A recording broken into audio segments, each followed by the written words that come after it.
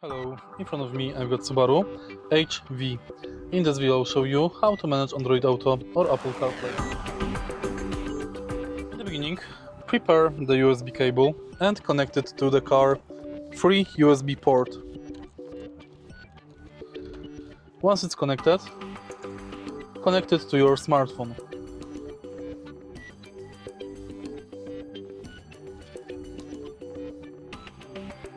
Allow. And as you can see, the car will automatically go to Android Auto or Apple CarPlay. If you want to exit it, press Subaru button. If you want to go back, go to Apps and select Android Auto or Apple CarPlay.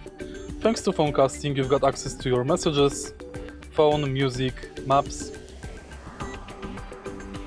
apps like YouTube Music, WhatsApp, bank, car scanner, and more. If you find this video helpful, please leave like, comment, and subscribe.